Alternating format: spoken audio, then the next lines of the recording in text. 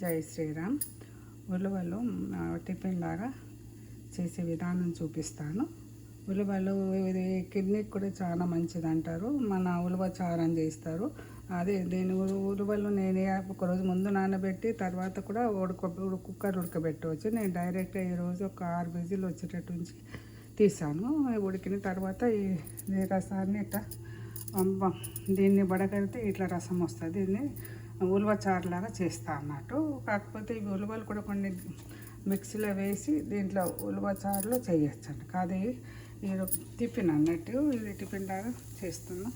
నూనె వేసాను. దీనికి ఉల్లిగడ్డలు, జీలకర్ర, ఆవాలు, ఉల్లిగడ్డలు, మిర్చి, కరివేపాకు వేసాను. ఇది అయిన తర్వాత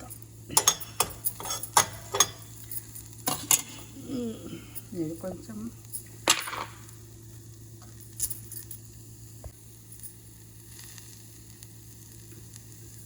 కొద్దిగా పసుపు వేసాను, ధనియాల పొడి కొద్దిగా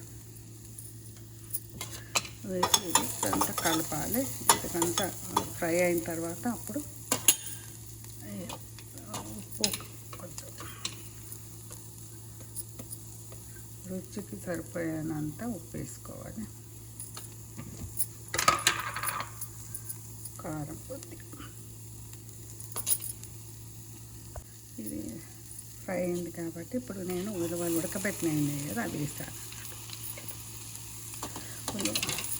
పూజలు తెలంగాణలో పోచమ్మకు పూజ అయినప్పుడు దీంట్లో ఇది వేస్తారు అన్నట్టు. బియ్యం పిండితోనే అప్పాలాగా వేసి అవి ఉడికిన నీళ్ళల్లో ఉడకబెట్టిన తర్వాత ఈ ఉలువలు వేసి చేస్తారు అన్నట్టు. పోచమ్మకు చాలా ఇష్టం అన్నట్టు. పోచమ్మ తల్లికి నైవేద్యంగా చేస్తారు అన్నట్టు. ఇది విధంగా చేసాను ఉలువలతోనే టిఫిన్ మార్నింగ్.